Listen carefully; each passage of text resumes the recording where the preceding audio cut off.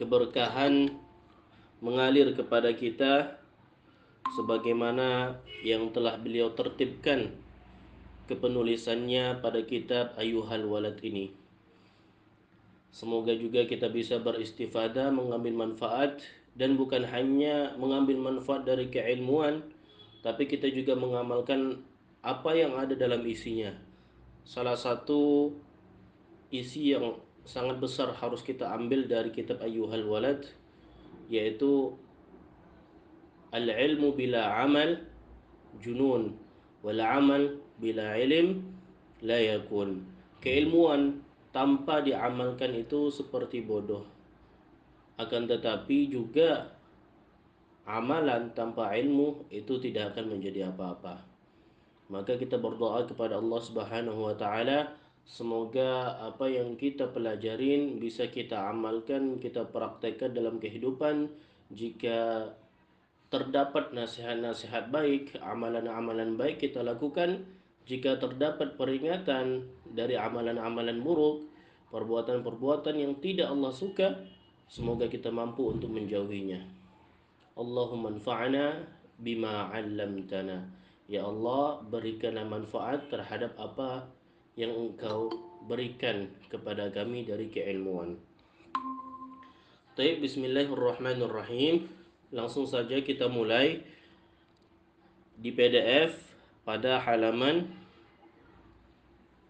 63. Silakan yang belum membuka PDF-nya atau belum dapat PDF-nya, kita akan kirimkan sekali lagi.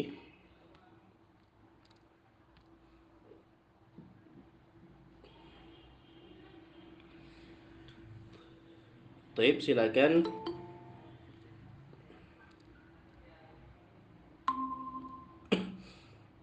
Yang baru bergabung silakan dibuka kitabnya atau PDF pada halaman 63 sebagaimana yang dilihat di share screen ini. Kita akan mulai. Bismillahirrahmanirrahim. Qala al-musannifu rahimahullahu ta'ala al-imam Abu Hamid al-Ghazali wa nafa'ana Allah bihi wa bi'ulumihi fid daraini ad-dunya wal akhirah amin. Thumma alam anna at-tasawuf lahu khaslatani al-istiqamatu was-sukunu 'anil khalqi faman istaqama wa ahsana khuluquhu bin nas wa 'amalahum bil hilm fahuwa sufiyun. Di sini thumma i'lam, kemudian ketahuilah, ayyuhal walad, wahai anakku, anna tasawuf, bahwasannya tasawuf itu lahu khoslatani, tasawuf itu memiliki dua ciri atau dua tanda. Tanda pertama al-istiqamatu, yaitu istiqamah, terus menerus atau konsisten. Tanda kedua wasukunu 'anil khalqi, kemudian tenang terhadap manusia. Maksudnya apa? Kita bisa hidup tenang berdampingan dengan manusia dan juga bisa hidup tenang tanpa mengharapkan pujian, sanjungan dari manusia. Dan juga bisa hidup tenang walaupun ada manusia yang mencaci kita. Walaupun ada manusia yang tidak suka sama kita, menghina kita, kita bisa tenang atas segala kondisi terhadap makhluk atau manusia. Entah itu mereka memuji kita, kita tidak terbang. Mereka mencaci kita, kita tidak akan tenggelam. Dalam artian hidup kita seperti itu. Segala hal yang kita lakukan itu semata-mata hanya mengharapkan ridha Allah Subhanahu wa taala, bukan mengharapkan pujian atau menghindari cacian.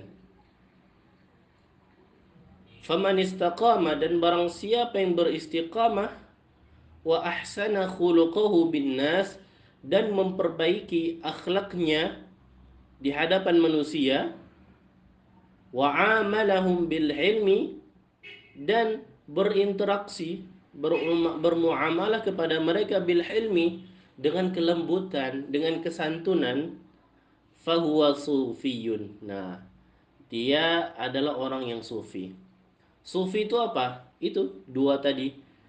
Seseorang itu bisa dikatakan sufi jika dia istiqamah dan juga sukun anil khalq.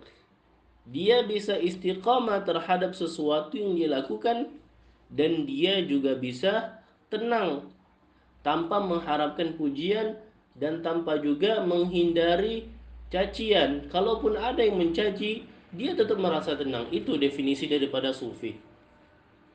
Jadi kita ulangi sekali lagi bahwasanya kita bisa dikatakan sufi itu syaratnya apa? Kata Al-Imam Al-Ghazali. Kita merasa istiqomah. Kita bisa istiqomah dalam artian istiqomah menjalankan ibadah kepada Allah dan istiqomah menjauhi segala hal kemaksiatan yang Allah larang.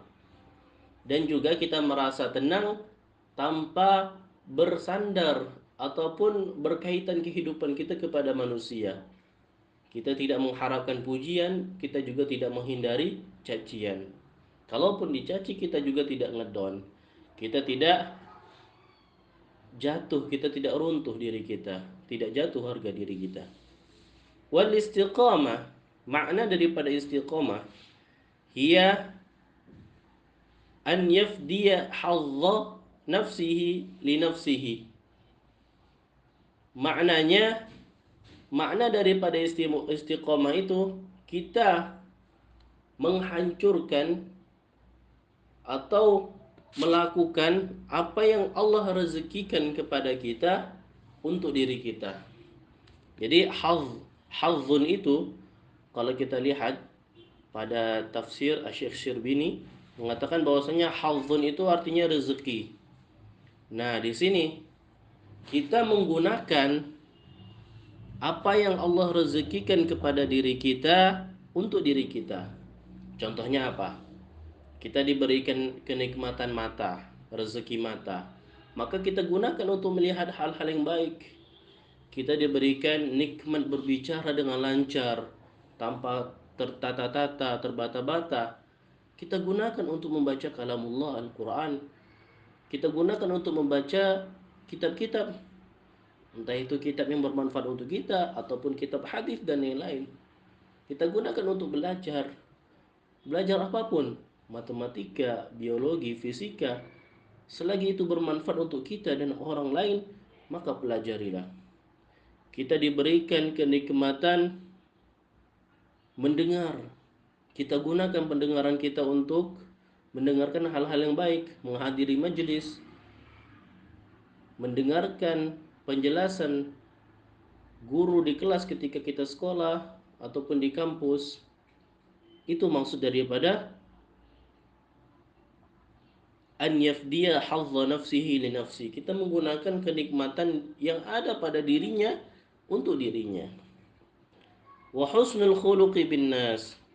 Maksud daripada husnul khuluq bin nas, maksud dari memperbaiki akhlak di hadapan manusia atau berakhlak baik di hadapan manusia itu apa maksudnya?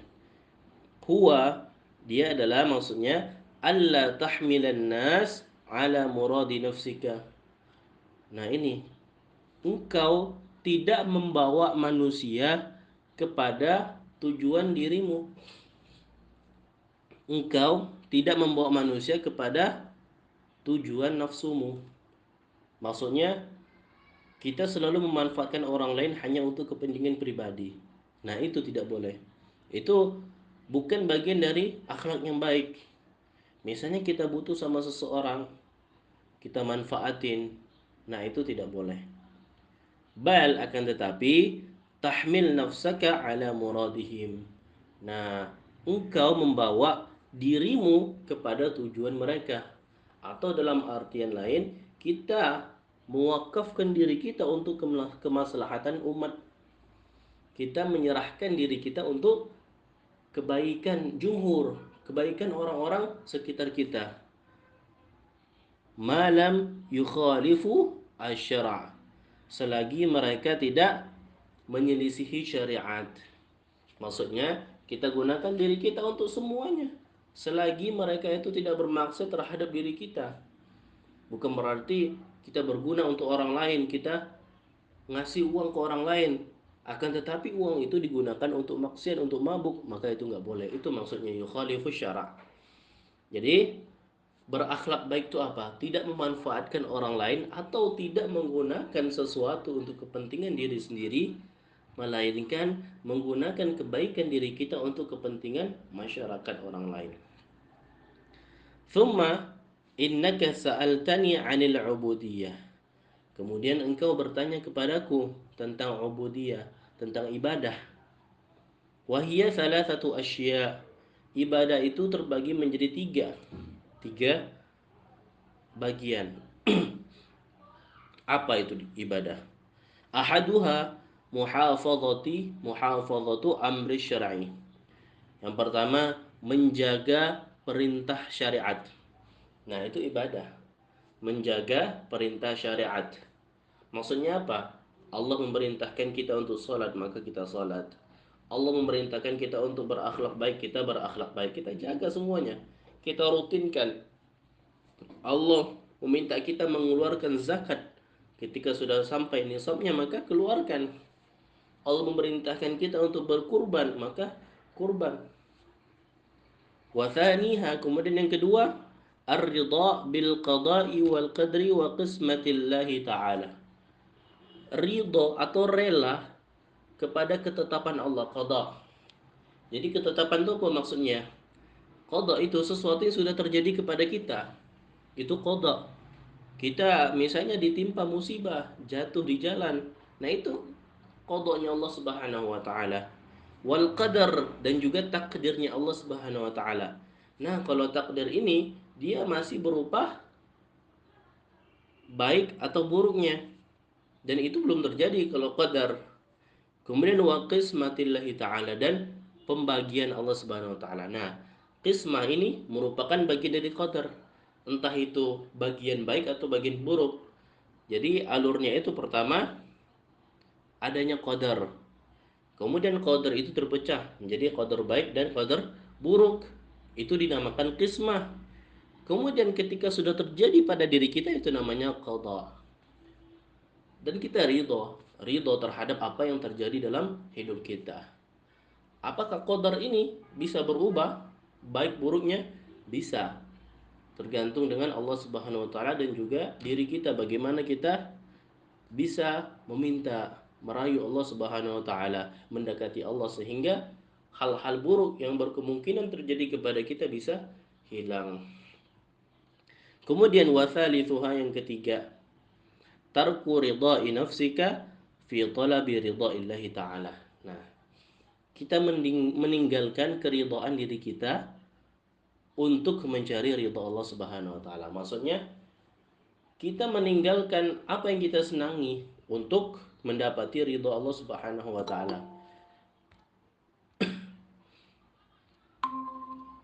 Nah, inilah perkataan Imam Ghazali yang masyhur bahwasanya untuk mendapati apa yang engkau suka, engkau harus mencintai apa yang engkau tidak suka. Maknanya sejalan dengan makna ini, tarku ridha'i nafsik. Engkau ridho terhadap diri engkau, meninggalkan keridhaan terhadap diri engkau. Dalam artian meninggalkan sesuatu yang enak diri kita. Fi talabi ridha illa, untuk mendapati keridhaan Allah Subhanahu wa taala. Kemudian wasa'altani 'anit tawakkul. Engkau bertanya kepadaku tentang tawakal. Apa itu tawakal? Wa huwa an tastahkima i'tiqadaka billahi ta'ala fima wa'ad. Nah, maksudnya apa? An tastahkima, engkau menyandarkan i'tiqadaka, keyakinan engkau, billahi ta'ala, hanya kepada Allah Subhanahu wa taala, fima wa'ad, terhadap apa yang telah Allah janjikan. Nah, maksudnya kita hanya menyadarkan diri kita kepada Allah sebagaimana yang telah Allah janjikan.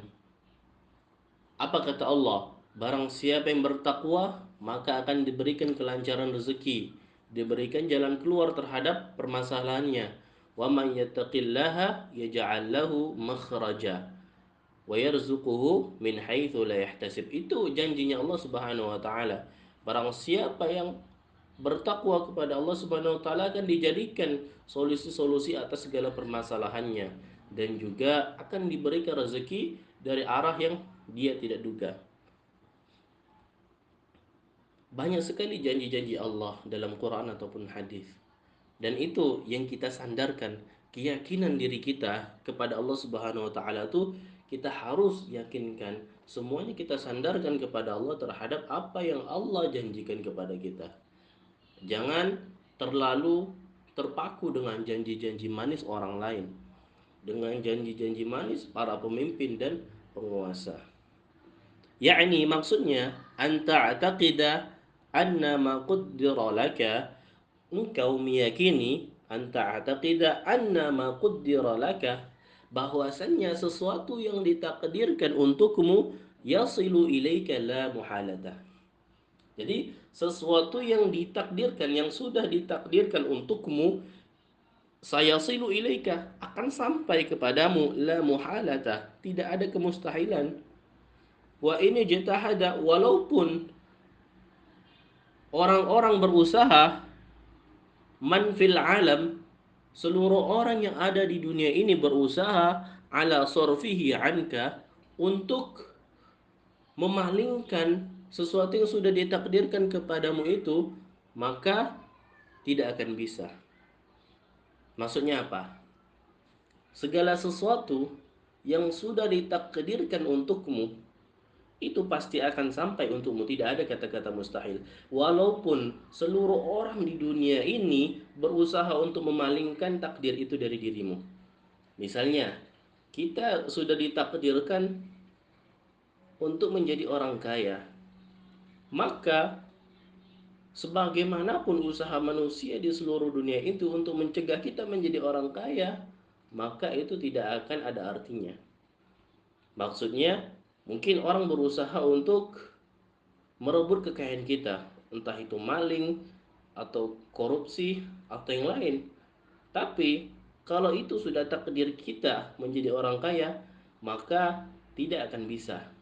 Malingnya itu tidak akan bisa, korupsinya itu tidak akan sampai kepada kita. Begitu juga takdir buruk. Jika kita ditakdirkan jatuh dari tangga misalnya, semua orang tidak akan bisa menolong kita. Kenapa? Karena itu sudah menjadi takdir. Wa ma lam yuktab laka lam yasila lan yasila ilaika. Dan sesuatu yang tidak dituliskan untukmu, maka tidak akan sampai kepadamu. Wa in sa'adaka jami'ul alam, walaupun seluruh orang yang ada di dunia ini menolongmu. Contohnya sama, ketika kita belum ditakdirkan menjadi orang kaya, kita tidak bisa menjadi orang kaya. Walaupun jutaan orang menolong kita, kalau emang bukan takdirnya, maka tidak akan mendapati. Nah, itu maksud daripada tawakal. Tawakal itu apa? Kita ringkas bahwasanya tawakal itu kita rela terhadap apa yang sudah Allah takdirkan kepada kita. Tentunya setelah kita berusaha, baru kita bertawakal. Dengan itu kita bisa tenang diri kita. Apapun yang Allah kasih, entah kita sukses atau tidak, itu sudah tawakal kita kepada Allah Subhanahu wa taala. Wa sa'altani 'anil ikhlas. Kemudian engkau bertanya kepadaku, wahai anakku, wahai muridku, tentang ikhlas. Apa itu ikhlas? Ikhlas wa huwa an takuna a'maluka kulluha lillah. Bahwasanya seluruh amal-amal baikmu itu hanya dikhususkan kepada Allah Subhanahu wa taala. Jadi segala perbuatan kita buat itu hanya untuk Allah Subhanahu wa taala. La yartahu qalbuka bimahamidin nas. La yartahu qalbuka. Kemudian hatimu tidak akan menjadi tenang, tidak akan menjadi senang, tidak akan menjadi bahagia bimahamidin nas, dengan pujian manusia. Wala ta'assa bimadzamihim, dan juga tidak menjadi sedih, tidak akan menjadi sengsara dengan cacian mereka. Nah, itu maksud daripada ikhlas, bahwa hati kita normal, konsisten, Dengan pujian dari manusia hati kita tidak senang, tidak ujub, tidak bangga.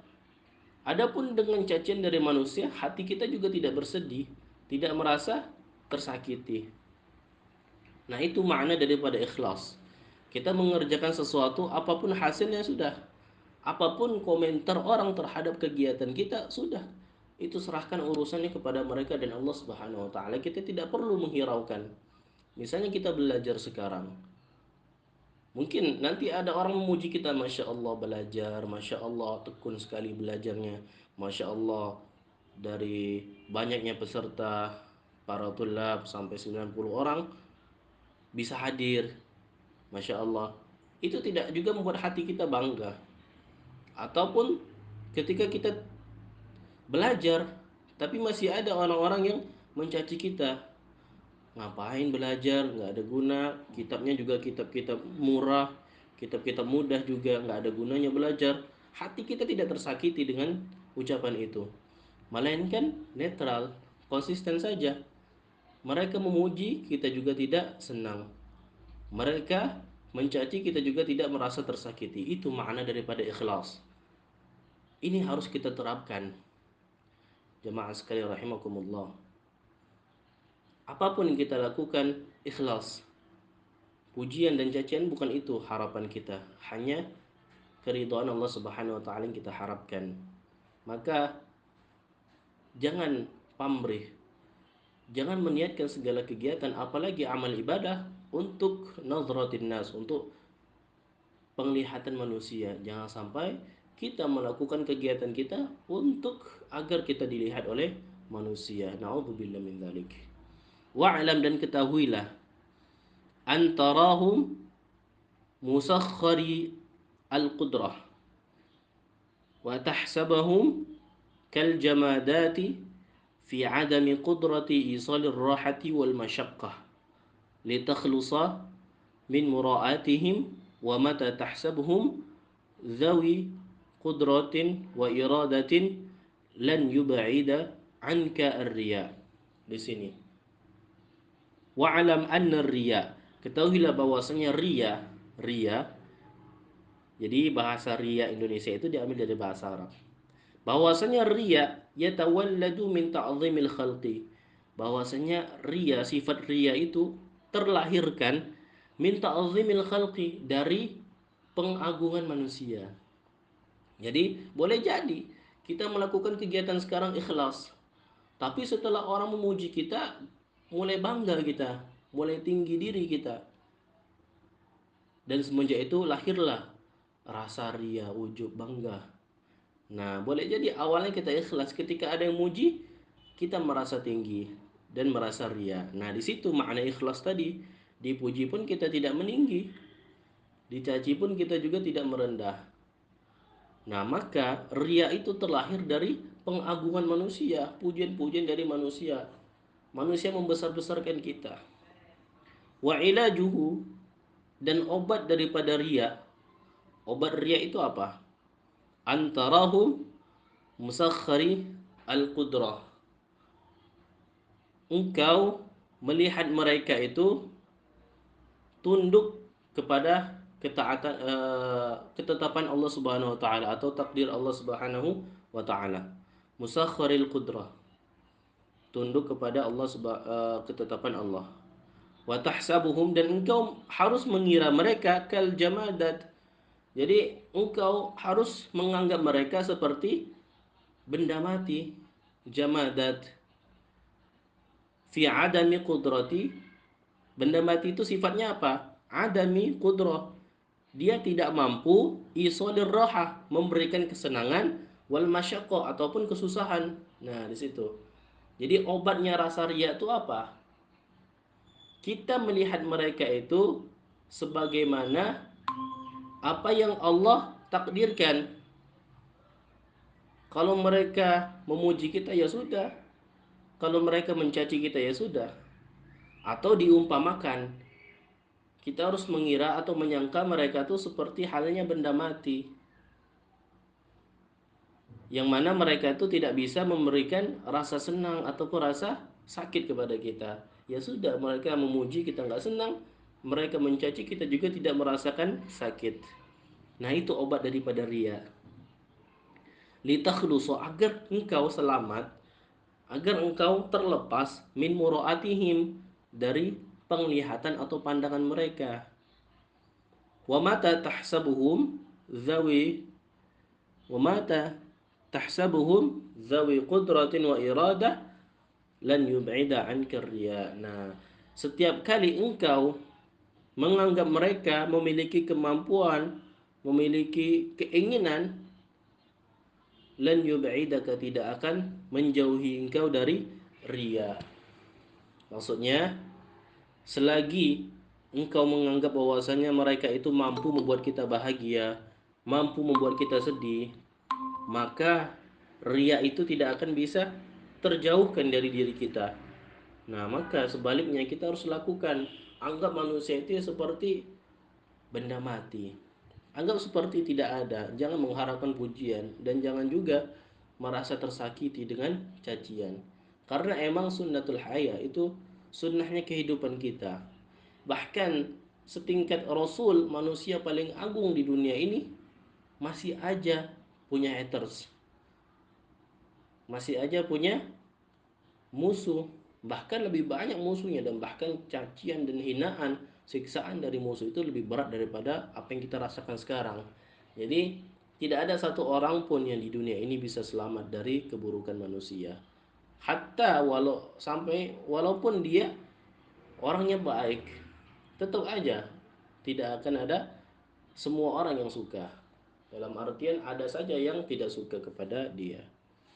Kemudian, ayyuhal walad, wahai anakku, al-baqi min masailika, sisa dari persoalanmu, sisa dari permasalahanmu, pertanyaanmu, ba'duha masturun fi musannafati, sebagian dari permasalahanmu itu masturun, dia tertuliskan fi musannafati, di karangan-karanganku. Nah, ini mengatakannya adalah Al-Imam Ghazali. Jadi sebagian permasalahan kehidupan kita itu semuanya itu sudah tertuliskan di karangan Al-Imam Al-Ghazali. Apa itu? Seperti Bidayatul Hidayah, banyak karangan beliau, Ihya Ulumuddin dan lain-lain.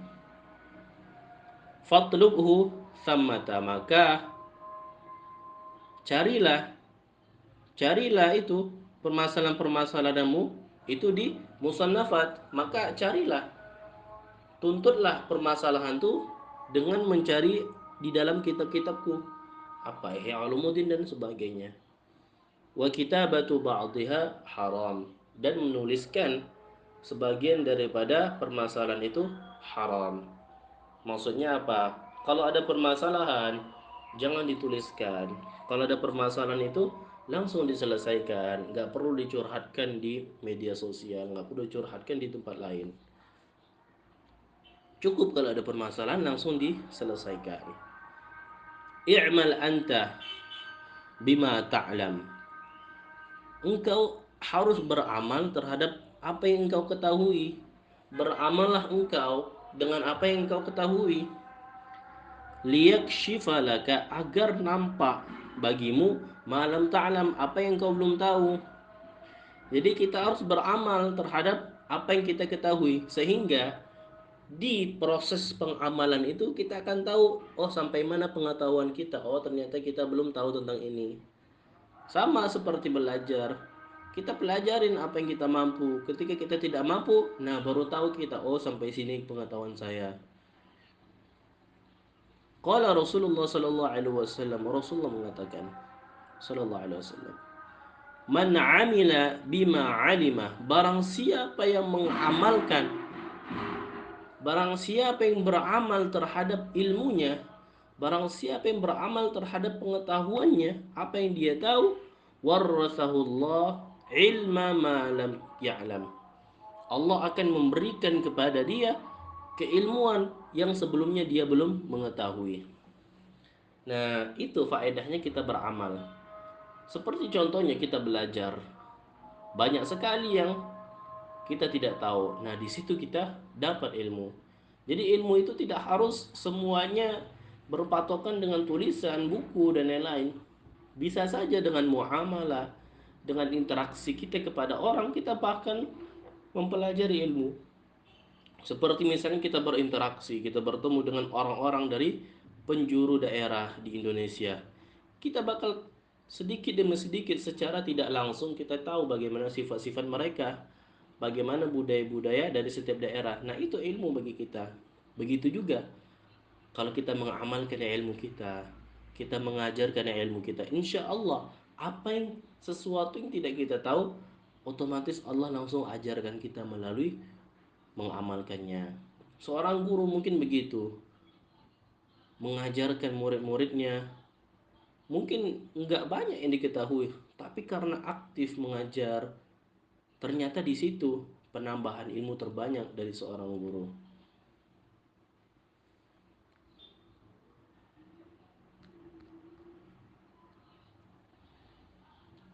Baik, kita lanjutkan. Ayyuhal walad, wahai anakku. Ba'dal yawm, setelah hari ini, la tas'alni, jangan lagi bertanya kepadaku, ma ashkala alaika, apa yang menjadi permasalahanmu, illa bilisanil janan, kecuali dengan lisannya surga atau lisannya ahli surga. Apa itu lisannya ahli surga? Al-Qur'anul Karim. Jadi setiap pertanyaan, permasalahan yang ada dalam hidupmu, kembalikan kepada Quran. Cari solusinya dari Al-Quran. Jangan muluk-muluk bertanya terus. Di sini mengajarkan kepada kita untuk senantiasa semangat terus belajar. Jangan hanya bersandar kepada orang. Kalau bisa kita mencari sendiri, kita cari. Tapi kalau di luar kuasa kita, silakan bertanya, minta bimbingan. Dan di sini juga ditegaskan bahwasanya jangan sampai salah mencari guru dalam mempelajari makna Quran. Karena kesulitan dan kerumitan bahasa Quran tidak semua orang bisa memaknai dengan bagus. Tidak semua orang bisa mencerna arti dari setiap kata, faedah-faedah yang keluar daripada Quran. Jangan sampai salah mencari guru, terutama guru dalam Al-Quran. Walau annahum sabaru hatta takhruja ilaihim lakana khairan lahum. Seandainya mereka bisa bersabar sampai engkau keluar kepada mereka, maka itu lebih baik dari mereka. Jadi di sini mengajarkan kepada kita bahwasanya bersabar sebentar. Kalau ada permasalahan silakan sabar dulu, jangan terburu-buru. Jangan terlalu terburu-buru. Silakan selesaikan dengan kepala dingin. Banyak sekali permasalahan sekarang, ketika ada permasalahan mereka langsung mengambil keputusan. Mereka langsung melakukan tindakan-tindakan. Bahkan naudzubillah min dzalik, sampai menghilangkan nyawa orang, sampai memfitnah orang. Boleh jadi dalam kehidupan, permasalahan itu biasa dalam kehidupan. Tapi jangan terlalu terburu-buru. Sabar, walau annahum sabaru hatta takhruja ilaihim lakana khairan lahum. Jadi bersabar itu lebih baik. Selesaikan dengan baik-baik. Jangan sampai mengambil tindakan ketika kita sedang emosi. Itu bahaya banget. Waqbil nasihatal Khidir. Nah, di sini terimalah atau ambillah nasihat dari Nabi Khidir. Al-Imam Ghazali mengatakan ambillah nasihat dari Imam Khidir alaihissalam. Apa nasihatnya? Fala tas'alni an syai'in hatta uhditha laka minhu dzikra. Jangan engkau bertanya kepadaku tentang sesuatu apapun sampai aku menceritakan kepadamu agar itu menjadi pengingat bagimu. Nah, di sini maksudnya jangan dulu banyak tanya. Sabar dulu, tenangkan dulu diri baru mencari solusi. Karena banyak sekali orang-orang zaman sekarang kalau sudah dapat masalah, ujung-ujungnya langsung bertindak, tidak mau bersabar. Karena kunci dalam kehidupan itu ya bersabar dulu. Bahkan Nabi Khidir mengatakan itu, hatta uhditha laka minhu dzikra. Jangan bertanya dulu, sabar dulu sampai nanti aku ceritakan. Sama ketika kita mendapati masalah, permasalahan dalam kehidupan, maka bersabar dulu sampai otak kita tenang dan itu bisa melahirkan solusi dalam permasalahan itu. Kemudian wala tasta'jil, dan jangan berburu-buru, jangan tergesa-gesa, hatta tablugha awanahu, sampai engkau mencapai waktunya. Tablugh itu mencapai awanahu waktunya. Jadi kalau belum waktunya, bersabar, jangan terlalu terburu-buru. Contohnya dalam belajar, kita misalnya belum belum mampu untuk belajar ilmu ilmu tafsir, ilmu lain-lain, maka jangan terlalu terburu-buru. Jalani dulu step by stepnya.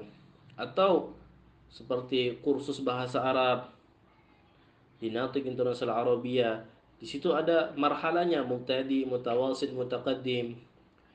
Nah, jangan terlalu terburu-buru masuk kelas yang tinggi, masuk dulu kelas mubtadi, yaitu fase pemula, mutawasid, menengah, mutaqaddim, baru yang mahir.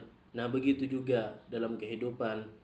Jangan terlalu terburu-buru, akan ada waktunya. Mungkin kita ingin mencapai target kehidupan kita. Di umur 25 harus sudah menikah. Jangan terburu-buru, akan ada waktunya. Umur 30 harus sudah punya rumah. Umur 40 sudah pensiun, kemudian punya tabungan kehidupan. Banyak kok orang-orang yang sudah 50 tahunan, sedangkan mereka masih aktif bekerja, belum pensiun, belum tenang. Dan itu biasa. Jangan terlalu terburu-buru terhadap pencapaian-pencapaian kita di dunia. Wa yukshafu laka wa urita. Nah, ketika kita sudah bersabar, maka yukshaf laka, akan diperlihatkan atau dinampakkan kepada engkau, wa urita, akan diperlihatkan. Jadi ketika sudah bersabar, ketika sudah sampai waktunya, semua akan dinampakkan solusinya. Wa urikum ayati fala tasta'jilun. Nah, ini dalam Quran. Akan saya perlihatkan kepada engkau ayat-ayatku, akan tetapi jangan terburu-buru dulu. Sabar. Fala tas'al qabla al-waqti. Maka janganlah engkau bertanya sebelum waktunya. Jadi belum waktu bertanya, ini sudah bertanya. Dalam artian, mungkin masih bisa kita pikirkan terlebih dahulu. Jadi emang ada orang wataknya itu yang bertanya dulu sehingga apa yang ditanyakan itu tidak perlu ada jawabannya. Ada seperti itu. Wa tayaqqan annaka, dan yakinlah bahwasanya engkau la tasilu illa bis sayri. Nah, engkau itu tidak akan bisa sampai kepada tujuan kecuali engkau yang menjalaninya. Awalam yasiru fil ardi fayanzuru. Tidaklah mereka itu berjalan di bumi kecuali mereka yang akan melihat atau mendapatinya. Nah, maksudnya apa? Kita ingin sesuatu, maka kita yang menjalaninya. Kalau kita ingin sesuatu tapi kita berdiam diri, mageran, sudah nggak akan bisa mendapati sesuatu itu. Maka kita ingin ini, maka gerak, usaha agar bisa mendapati itu. Kita ingin itu, berusaha agar bisa mendapati itu. Jangan diam, jangan mageran, jangan rebahan aja. Ayuhal walad, wahai anakku, billah, demi Allah Subhanahu wa taala, intasir, jika engkau berjalan, taral ajaib, maka engkau akan melihat keajaiban-keajaiban. Jika engkau berjalan, merantau, pergi keluar, maka engkau akan melihat keajaiban-keajaiban. Engkau akan melihat sesuatu yang menakjubkan bagimu. Fi kulli manzilin, di setiap tempat. Manzil ini tempat juga. Jadi ketika kita sudah berjalan, ketika sudah melakukan, mulai menjalani proses, maka akan dapat kita akan melihat sesuatu keajaiban. Banyak sekali keajaiban yang ada di perjalanan itu. Di setiap tempat kita akan mendapati keajaiban itu. Berbeda kalau kita tidak bergerak. Berbeda kalau kita masih rebahan, masih santai-santai saja. Sama seperti ketika seseorang ingin berbisnis. Kalau cuma hanya memikirkan saja, tidak bergerak, maka bisnisnya tidak akan jalan. Jadi sebaik-baik bisnis, kata Bob Sadino, itu bisnis yang dijalankan. Maka ketika bisnis itu sudah dijalankan, kita akan mendapati keajaiban-keajaiban atau sesuatu yang menakjubkan. Misalnya apa? Bangkrut, itu menakjubkan. Atau rame usahanya, atau beruntung, atau capek. Nah, itu sesuatu itu tidak akan kita dapati kecuali ketika kita sudah mulai. Maka di setiap waktu, di setiap tempat kita berjualan akan menemukan hal-hal yang baru, menemukan bagaimana sifat pelanggan gini, sifat pelanggan gini, berbeda-beda sifat-sifat customer. Maka intasir, jika engkau berjalan, engkau memulai, taral ajaib, engkau akan mendapati atau melihat keajaiban atau sesuatu yang menakjubkan fi kulli manzil, di setiap tempat. Wabdhul ruhaka, maka kerjakanlah ruhmu, gerakkanlah atau gunakan ruhmu. Jadi dalam sesuatu proses, maka gunakan ruh kita. Jadi jangan sampai kita menjalankan ini tapi ruh kita nggak ada di sana, cuma jasad doang. Maksudnya apa? Kalau kita sudah melakukan kegiatan, sudah menjalani suatu kegiatan, maka hadirkan sekalian ruhnya. Karena ada orang yang belajar, tapi ruhnya tidak belajar. Orang bekerja, tapi ruhnya tidak bekerja. Orang istirahat, tapi ruhnya tidak istirahat. Orang tidur, tapi ruhnya tidak tidur. Ada seperti itu. Maka di sini nasihatnya, ketika engkau sedang berproses, maka hadirkan ruhmu. Maka gunakan ruhmu juga. Fa inna ra'sa hadzal amri, karena puncak daripada segala perkara, badlur ruh, yaitu gerakan ruh kita. Gerakan ruh kita. Berbeda orang yang bekerja dengan ada ruh dalam hatinya, dalam jasadnya, sama yang tidak ada ruh. Mereka hanya kerja, ya udah, kerja, pergi pulang, pergi pulang. Kalau orang yang menggunakan ruh, mereka akan berinovasi. Oh, ternyata hari ini kurang seperti ini. Hari ini mungkin tempat ini nggak rame, tempat lain. Hari ini mungkin belum rezekinya, mungkin ada yang kurang, mungkin ada sesuatu yang nggak enak gitu. Itu yang bekerja dengan ada ruh. Begitu juga belajar. Kalau kita hadirkan ruh, kita paham. Oh, ternyata kita belum paham ini, kita belum bisa masalah ini, maka kita pelajarin. Kalau tidak ada ruh, ya udah ngalir aja gitu. Tidak ada faedah yang dia dapat. Kama qala Dhunnun al-Misri. Dhunnun al-Misri ini ahli tasawuf, orang Mesir. Beliau berkata rahimahullahu taala, semoga Allah memberikan rahmat kepada beliau, li ahadin min talamidhihi. Beliau berkata kepada salah seorang dari muridnya. Apa yang beliau katakan? In qadarta ala badlir ruh, jika engkau bisa menggerakkan ruhmu, fata'ala, maka kemarilah. Ini beliau berkata dengan salah satu muridnya. Jika engkau sudah bisa menggerakkan ruhmu, maka kemarilah kepadaku, mendekatilah kepadaku. Wa illa, jika engkau masih belum bisa menggerakkan ruhmu, fala tashtaghil biturrahati asofia, maka janganlah engkau sibukkan diri engkau dengan tipu daya sufi. Maksudnya apa? Amalan-amalan yang tidak jelas. Di sini, jika ruh kita belum siap untuk menerima amalan-amalan, ibadah-ibadah yang itu dilakukan ketika tarekat sufiyah, maka jangan dulu. Karena orang yang sudah menempuh jalan sufi, tasawuf, itu mereka yang sudah siap ruhnya. Kalau belum siap, maka bahaya, celaka, atau bahkan bisa menjadi lalai. Ayyuhal walad, wahai anakku, inni ansahtuka, inni ansahuka, sesungguhnya aku menasihati engkau, bithamaniyati asya, dengan 8 perkara. Akbilha atau ikbalha, terimalah itu dariku, minni, terimalah 8 nasihat itu dari diriku. Jadi Imam Ghazali memberikan 8 nasihat kepada muridnya. Maka terimalah 8 nasihat itu dari Al-Imam Ghazali. Dan ini untuk kita semua. Semoga kita bisa menerimanya. Li'alla yakuna almuka khusman alaika yawmal qiyamah. Li'alla, agar tidak, yakunu ilmuka, agar ilmumu tidak menjadi khusman, musuh, alaika, bagimu, yaumal qiyamah, pada hari kiamat. Jadi ini nasihat dari Al-Imam Al-Ghazali kepada kita semua. 8 nasihat ini harus kita pegang agar keilmuan yang kita punya sekarang tidak menjadi musuh bagi kita di yaumil akhir nanti. Na'udzubillah. Ta'malu minha arba'atan, engkau mengamalkan 8. wa tad'u minha arba'atan, dan engkau meninggalkan 8. Jadi ada 4 afwan. Ta'malu minha arba'atan 4, wa tad'u minha arba'atan 4. Jadi semuanya kan totalnya ada 8. 4 itu engkau kerjakan, 4 lagi engkau tinggalkan. Apa itu? Mari kita bahas. Ammal lawati tad'u. Adapun sesuatu yang engkau tinggalkan, apa? Yang engkau tinggalkan itu apa saja?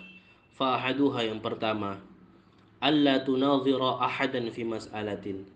Engkau tidak boleh mendebati seseorang dalam suatu permasalahan. Maksudnya hindari perdebatan kepada seseorang terhadap suatu permasalahan.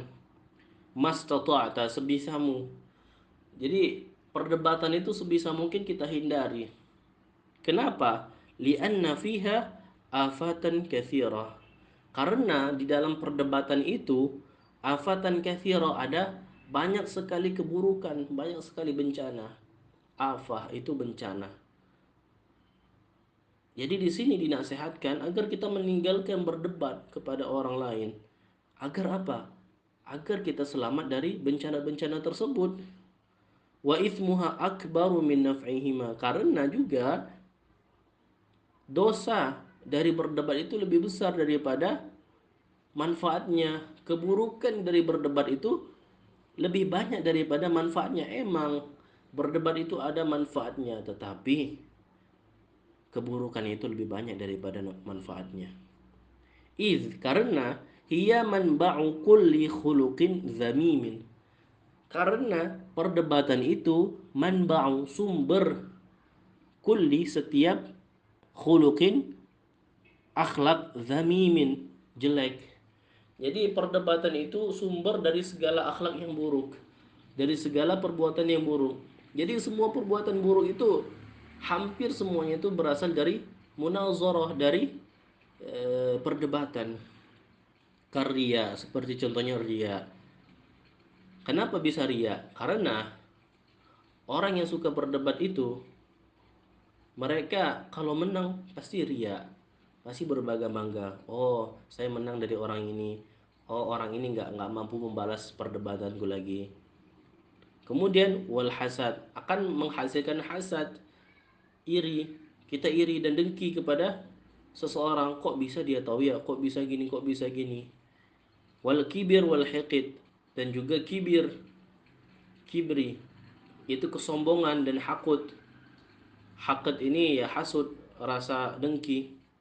Kita sombong, kita bisa dengki kepada seseorang ketika berdebat. Wal adawa wal mubaha. Adawa, saling bermusuhan. Wal mubaha, dan saling berbangga-bangga, saling meninggikan. Wa ghairiha, dan lain-lain. Jadi kenapa disebutkan kita harus meninggalkan perdebatan? Karena sumber dari akhlak-akhlak yang buruk itu biasanya terlahir dari munazarah, perdebatan.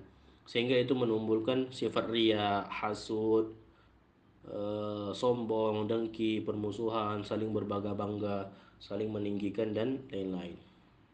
Naam, iya, law waqa'a mas'alatun bainaka, jika terjadi sebuah permasalahan bainaka wa baina syakhsin, di antaramu dan orang lain, au qaumin, atau kelompok lain. Jadi jika ada permasalahan antara engkau dan orang lain atau kelompok lain, wa kana iradatuka fiha, dan keinginanmu fiha, dalam permasalahan itu, antudhiral haqqa, agar memperlihatkan kebenaran, wala tudayya, maka janganlah menyia-nyiakan atau jangan berlebihan. Ya sudah, berarti hanya tujuan kita untuk memperlihatkan kebenaran, bukan untuk memperlihatkan kehebatan diri. Jazal bahthu, maka boleh kita berdebat dengan permasalahan seperti itu. Kalau untuk tudhir al-haqq, memperlihatkan kebenaran. Ihdahuma, oh masih ada. Lakin litilkal iradah alamatani. Nah, keinginan tersebut itu memiliki dua tanda. Jadi maksudnya keinginan baik kita itu memiliki dua tanda bahwasanya keinginan itu baik. Apa? Ihdahuma, salah satunya, alla tufarriqa baina an yakshifal haqqu ala lisanika aw ala lisani ghairika. Nah, ini alla tufarriqa, engkau tidak perlu membeda-bedakan. Tufarriq, engkau tidak perlu membeda-bedakan baina an yakshifal haqqu, bahwasannya kebenaran itu akan nampak ala lisanika, entah itu dari lisanmu, atau ala lisani ghairika, atau dari lisan orang selainmu. Nah, maksudnya apa? Salah satu tujuan kita benar itu apa? Iradah, keinginan kita yang benar itu gimana? Bahwasannya boleh jadi dalam perdebatan itu tidak mesti kebenaran itu terlahir dari lisan kita saja. Boleh jadi kebenaran itu terlahir dari lisan orang lain. Dan kita harus menerimanya. Nah, itu iradah yang baik, keinginan yang baik. Jangan menganggap kita ingin memperlihatkan kebenaran, akan tetapi kita ingin merasa benar. Nah, itu nggak boleh.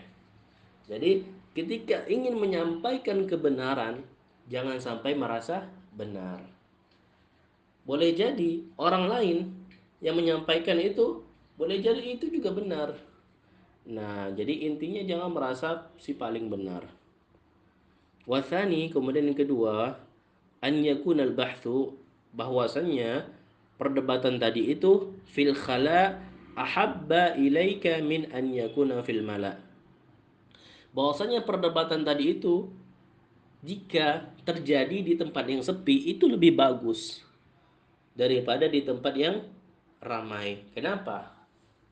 Kalau kita menang dalam perdebatan, boleh jadi ketika dilihat orang lain kita merasa tinggi, mubaha, kita merasa bangga, kita kibir, kita merasa sombong, ria, kita dengki, hasud. Atau boleh jadi kalau kita kalah, dilihat orang lain malah kita merasa hasud kepada orang lain. Kita merasa iri, kok bisa menang dia. Nah, jadi lebih baik perdebatan itu dilakukan pada tempat yang sepi atau di luar khalayak ramai, di luar keramaian. Wasma', dan dengarlah, inni azkuru laka huna faidatan. Sungguhnya saya akan menyebutkan untukmu beberapa faedah. Pertama, i'lam, ketahuilah, anna su'al 'anil mushkilat, bahwasannya bertanya terhadap permasalahan, ardu maradil qalbi, itu sama seperti kita memperlihatkan sakit hati. Sakit hati atau sakit jantung. Ila tabib, kepada dokter. Jadi ketika kita bertanya terhadap suatu permasalahan, itu perumpamaannya seperti kita konsultasi kepada dokter tentang penyakit hati kita. Wahai tabib, saya sakit ini, misalnya sakit demam. Nah, itu kita bertanya itu seperti kita konsultasi kepada dokter. Kenapa? Wal jawab lahu sa'yun li islahi maradihi. Kenapa? Karena jawaban daripada soal tadi adalah sa'yun, usaha, li islahi maradihi, untuk menyembuhkan sakitnya. Nah, jadi ini perumpamaan. Seseorang yang bertanya terhadap suatu permasalahan dan menginginkan jawaban itu sama seperti seseorang yang datang ke dokter untuk kesembuhan. Nah, itu perumpamaannya. Wa'alam, dan ketahuilah, annal jahilina, bahwasanya orang-orang yang bodoh, al marda qulubuhum, orang-orang bodoh yang mereka itu sakit apa hatinya. Jadi orang-orang bodoh itu, mereka itu yang sakit itu bukan apa-apa mereka, bukan badan mereka, tapi yang sakit itu hati mereka. Jadi perumpamaan orang bodoh itu sama seperti orang yang sakit, tapi sakit mereka itu ada pada hati mereka.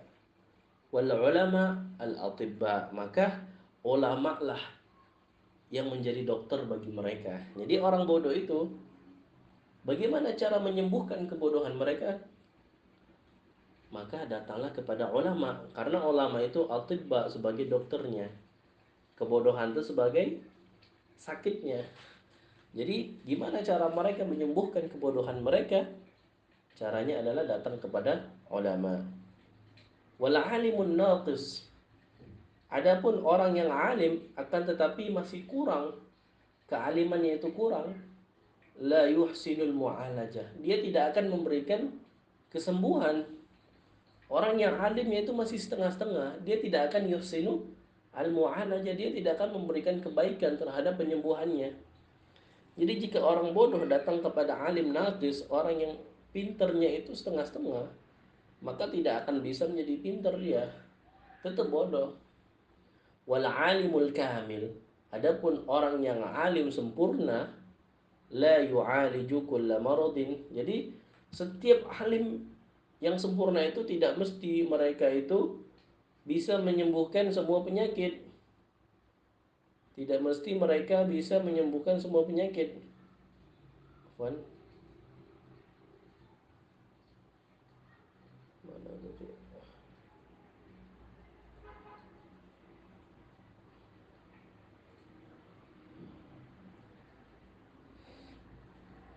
Orang alim yang sempurna, dia juga tidak akan bisa menyembuhkan semua penyakit. Bal akan tetapi yu'aliju man yarju fihi. Dia hanya bisa mengobati orang yang ingin diobati. Qabulan mu'alaja wa salah, yang ingin menerima pengobatan ataupun kesehatan. Jadi orang bodoh itu maksudnya, orang bodoh itu tidak semua orang bodoh bisa disembuhkan. Tidak semua orang bodoh itu bisa jadi pinter. Kenapa? Syarat orang bodoh bisa jadi pinter, dia mau diobatin atau mau diajarkan. Ada orang yang bodoh tapi dia nggak tahu dengan kebodohannya. Ada orang dungu, dia justru malah bangga dengan kedunguannya. Wa idza kanat al-'illah muzminatan, adapun jika penyakitnya itu muzminah, penyakit yang sudah kronis, au aqiman, atau penyakit mandul, la taqbalul ilaj, maka penyakit seperti itu, penyakit yang sudah kronis, penyakit mandul, itu tidak membutuhkan, tidak akan bisa menerima obat. Jadi kalau sudah penyakitnya kronis, penyakitnya itu sudah stadium akhir, penyakitnya itu berupa penyakit mandul, maka dia tidak bisa menerima obat.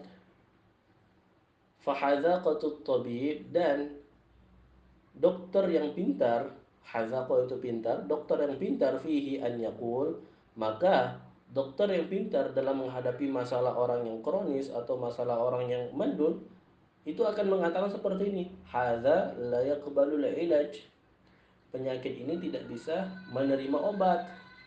Fala yashtaghil bimudawatihi, maka jangan sibuk untuk menyembuhkannya, nggak perlu menyibukkan diri untuk menyembuhkannya.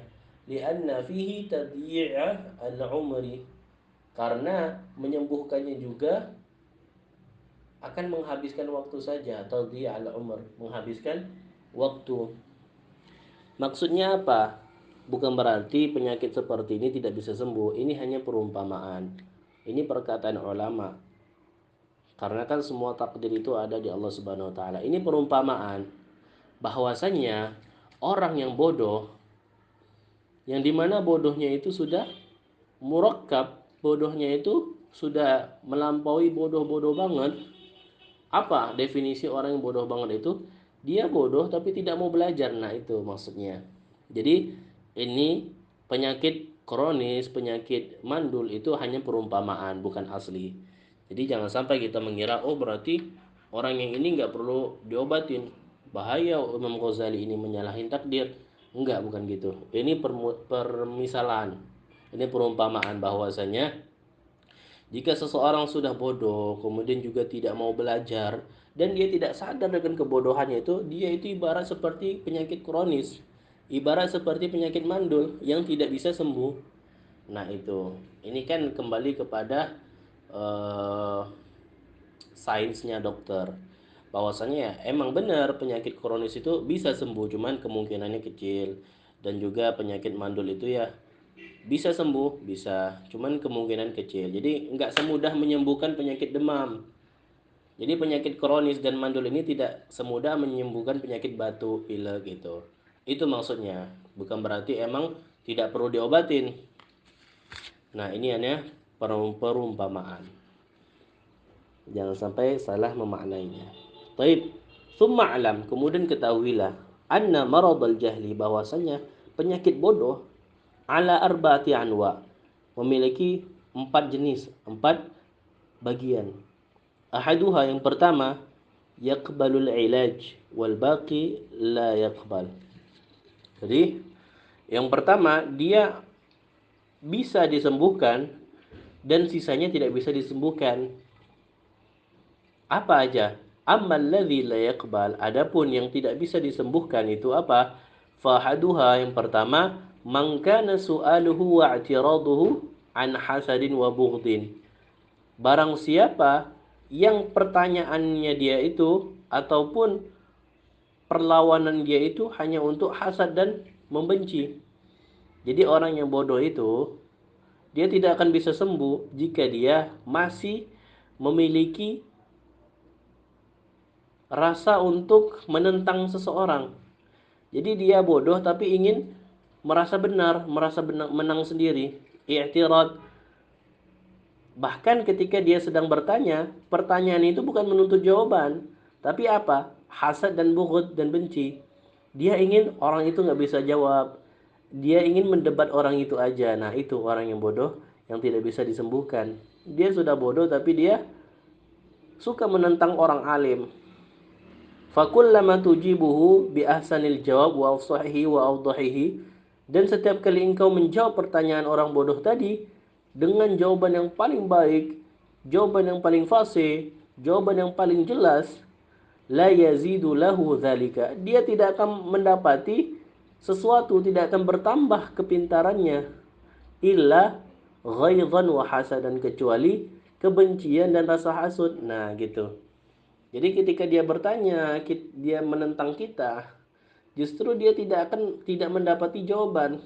Dia tidak mendapati ketenangan dalam jawaban kita. Walaupun kita sudah menjelaskan secara jelas, kalau dia sudah hasud, kita sudah tidak suka dengan kita, maka tidak akan mendapati apa-apa dia kecuali hanya kebencian dan juga rasa hasud. Sama, seseorang membenci kita, setiap kita memberikan suatu argumen, dia selalu menentang. Tapi menentangnya itu bukan untuk membuka wawasan, tapi hanya untuk menunjukkan ini saya, oh ini saya yang bisa mendebat semua orang, saya bisa matahkan semua argumen orang, saya bisa melawan semua orang.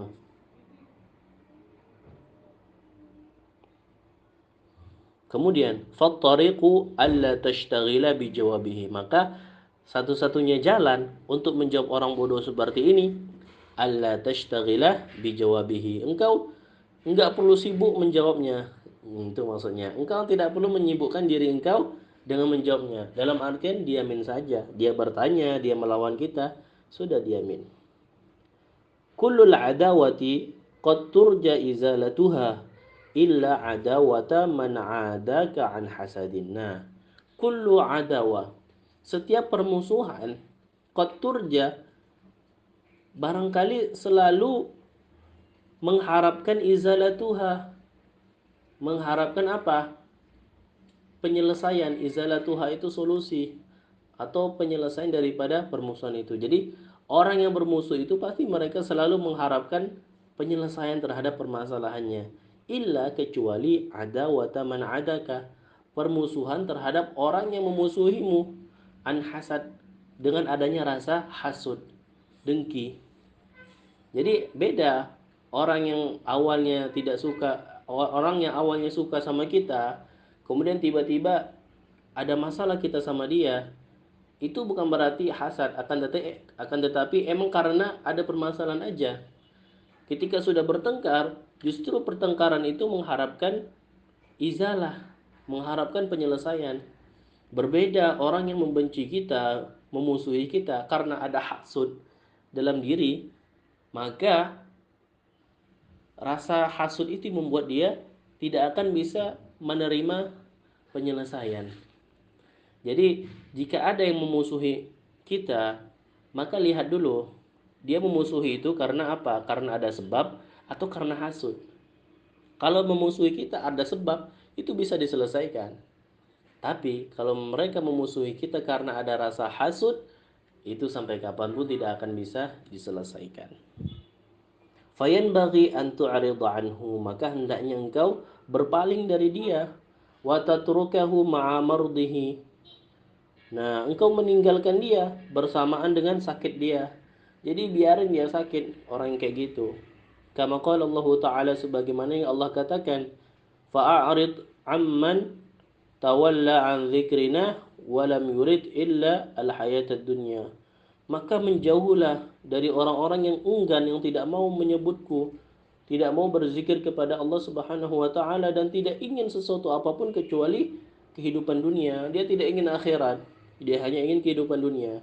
Maka kata Allah, fa'arid, maka jauhilah, hindarilah orang-orang yang enggan berzikir dan enggan juga mendapati kehidupan akhirat. Mereka hanya ingin dunia saja. Maka arid, jauhlah orang-orang seperti itu. Wal hasudu, dengki itu, bikulli ma yaqulu wa yaf'al, dengan setiap apa yang dia katakan dan apa yang dia kerjakan, yuqidun nar, akan menyalakan neraka, fi zar'i amalihi, akan menyalakan api, fi zar'i amalihi, dalam kebun amalannya. Zara' itu kebun amalannya. Maksudnya apa? Orang yang hasud itu, mereka setiap apa yang mereka katakan, apa yang mereka perbuat, itu sama seperti mereka menyalakan api di perkebunan mereka, perkebunan amalan mereka. Jadi diibaratkan mereka itu punya kebun. Jadi kita ini diibaratkan memiliki kebun. Jadi setiap orang dari kita itu memiliki kebun amalan. Nah, akan tetapi orang yang hasud ini, setiap kali dia berkata, dia berbuat, dia seperti seolah-olah menyalakan api di kebunnya. Wa huwa ghafilun, dan dia lalai. Dia tidak sadar dengan nyala api tadi. Kama qala Rasulullah sallallahu alaihi wasallam, sebagaimana dikatakan oleh Rasulullah sallallahu alaihi wasallam, wal hasadu ya'kulul hasanati. Nah, orang yang hasud itu akan memakan kebaikan. Jadi orang-orang yang hasud itu mereka akan mengambil kebaikan, dia akan memakan kebaikan-kebaikan kita. Kama ta'kulun narul hataba, sebagaimana api yang memakan hatab, kayu bakar. Nah, itu ibaratnya. Jadi mereka orang yang hasud itu, mereka seolah-olah membakar perkebunan mereka. Mereka membakar semua amalan mereka. Boleh jadi orang yang hasud ini dulu banyak berbuat baik. Dan maka setiap perbuatan dan ucapan dia, karena dia hasud, dengan sifat hasudnya, maka sedikit demi sedikit amalan kebaikan dia itu akan terbakar. Sama seperti layaknya api yang memakan kayu bakar. Wasani, yang kedua, antakuna illatuhu minal hamaqah, bahwasanya penyakitnya itu minal hamaqah, penyakitnya itu bodoh. Nah, jadi yang tidak bisa sembuh itu apa? Itu penyakit kebodohan. Wa huwa aidan, dan dia juga la yaqbalul ilaj. Jadi bodoh itu dia tidak bisa menerima obat. Kama qala Isa alaihissalam, sebagaimana dikatakan oleh Nabi Isa alaihissalam, inni ma ajaztu an ihya'i al-mauta wa qad ajaztu an mu'alajatil ahmaq. Nah, jadi penyakit bodoh itu, kata Imam Ghazali, itu tidak bisa sembuh. Sebagaimana perkataan Nabi Isa alaihissalam, sesungguhnya ini aku ma'ajaztu, bukan berarti tidak mampu, an ihya'il mauta, menghidupin orang yang mati. Jadi Nabi Isa mengatakan, aku ini bukan tidak mampu menghidupkan orang yang mati. Waqad ajaztu an mu'alajatil ahmaq, akan tetapi aku tidak mampu mengobati orang bodoh. Nah, itu. Jadi Nabi Isa itu bisa menghidupkan orang mati, akan tetapi yang tidak bisa itu apa? Mengobati orang yang bodoh. Wadzalika rajulun, dan ini seorang laki-laki, yashtaghilu, menyibukkan dirinya bi talabil ilmi, dengan menuntut ilmu, zamanan qalilan, dengan waktu yang pendek. Jadi ada seseorang yang menghabiskan atau menyibukkan dirinya dengan menuntut ilmu pada waktu yang pendek, waktu yang sebentar. Wa yata'allamu syai'an, kemudian dia mempelajari sesuatu minal ulumil aqli wa syar'i, mempelajari sesuatu seperti contohnya ilmu akli dan ilmu syariat. Ilmu akli itu ya ilmu-ilmu lain, ilmu luar dari syariat yang mengasah pemikiran seperti apa? Filsafat, mantik dan lain-lain. Kalau syariat ini seperti fikih, tafsir. Kemudian fayas'alu wa ya'taridu an hamaqatihi 'ala al-'alim. Kemudian dia bertanya, kemudian memberikan pernyataan atau pertanyaan min hamaqatihi, tapi pertanyaan itu dari kebodohan dia. Karena apa? Karena dia zamanan qalilan, belajar itu hanya sebentar. 'Alal 'alim al-kabir, dia itu orang yang bodoh, kemudian dia bertanya kepada orang alim kabir, ulama besar. Al-mumdi umrahu, yang dia juga lebih tua umurnya dari dia, fil ulumil aqli wa syar'i. Maksudnya tua umur itu apa? Tua dari segi keilmuan. Wa hadzal ahmaq la ya'lam, dan orang bodoh ini tidak mengetahui, wa yadhunnu, dan mengira, anna ma ashkala alaihi aidan mushkilun lil alimil kabir, bahwasanya apa yang dia kira, apa yang dia pikirkan itu merupakan permasalahan juga bagi orang alim kabir ini.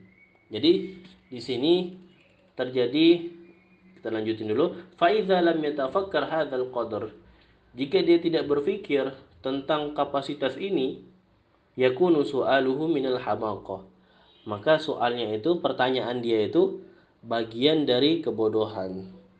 Nah, maksudnya apa? Ada seorang laki-laki, dia itu hanya belajar sebentar. Kemudian dengan belajar sebentar itu dia merasa pintar. Nah, itu maksudnya.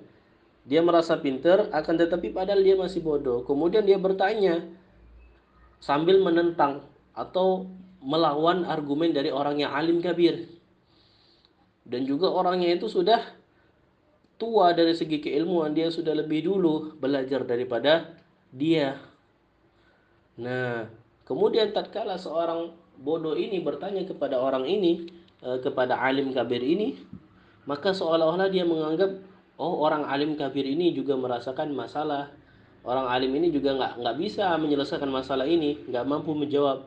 Nah, ini mimba bitahkir, yaitu peremehan. Beliau meremehkan orang yang alim, meremehkan orang yang lebih tua dari dia dari segi keilmuan, lebih duluan belajar. Nah, jika dia berpikir tentang permasalahan ini, sungguh dia akan merasakan kebodohan dari pertanyaan dia. Nah, jadi banyak seperti ini. Maksudnya apa? Contohnya kita hadirkan contoh ringan saja. Ada orang yang baru belajar di seorang ustadz, entah itu baru belajar sehari, 2 hari, sebulan, 2 bulan, baru hadir 1, 2 majelis, 3 majelis, 4 majelis. Kemudian dengan keilmuan yang dia dapatin dari ustadz itu, dengan beraninya dia menentang atau mentahdir ustadz yang sudah lebih lama belajar dari dia, ustadz yang lebih berpengalaman dari dia, atau bahkan alim kabir, ulama besar. Dia menentang, oh, ustadz ini nggak bagus, ini ustadz syubhat, ustadz ini ustadz kafir, ustadz ini orang buruk, ustadz bodoh. Nah, padahal dia baru belajar beberapa waktu, sudah mentahdir, sudah mensyubhatkan ustadz-ustadz yang bahkan notabene sudah doktor, mereka yang sudah alim, mereka yang hafalan Quran itu bukan hanya sekedar hafalan selintas, bisa tahu sekaligus maknanya, hafal dengan ada tafsirnya juga. Sedangkan dia hanya belajar 1, 2 bulan dengan ustadz lain. Ketika ustadz ini berstatement bahwasanya ini boleh, melakukan perbuatan ini boleh, cuman dia mensyubhatkan, nggak ada, semua ulama mengharamkan ini, padahal dia baru belajar 2 bulan, baru belajar 3 bulan, setahun 2 tahun. Nah, itu seolah-olah dia itu menentang dengan kebodohannya. Dia ibarat seperti menunjukkan kebodohannya di khalayak ramai. Nah, itu yang harus dihindari. Karena emang itu permasalahan bukan dari dulu saja, tapi sampai sekarang pun permasalahan ini masih ada. Makanya di sini Imam Ghazali menuliskan seperti itu karena permasalahan seperti ini relate banget, cocok banget sesuai dengan penuntut ilmu yang masih baru. Biasanya orang-orang yang baru belajar, orang-orang yang baru menuntut ilmu itu mereka merasa bangga, merasa sempurna dengan keilmuan baru mereka, sehingga apa yang berbeda dengan mereka mereka salahkan. Nah, itu biasanya orang-orang yang baru hijrah, orang-orang yang baru belajar, orang-orang baru bermajelis. Ketika berbeda sama mereka, salah ini salah, syubhat syubhat, semuanya syubhat untuk mereka. Yang nggak syubhat itu diri mereka, bid'ah bid'ah, semuanya beda, semuanya bid'ah. Yang enggak bid'ah itu mereka sendiri. Majelis lain majelis syubhat, majelis yang benar siapa? Majelis mereka. Nah, itu yang nggak boleh. Fayanbaghi alla yashtaghila bijawabihi, maka jika ada seseorang yang bertanya seperti ini, orang yang menjatuhkan, misalnya Ustadz, ini orang yang baru belajar bertanya kepada Ustadz senior, Ustadz hukumnya ini gimana? Kemudian Ustadz itu bilang, nggak apa-apa, mubah boleh.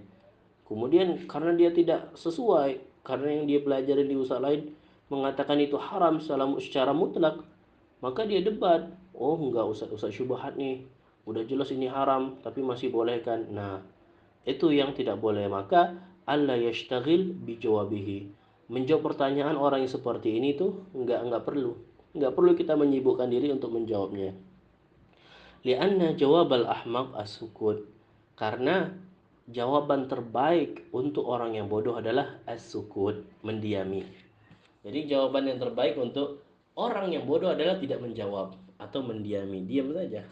Itu sudah jawaban untuk mereka.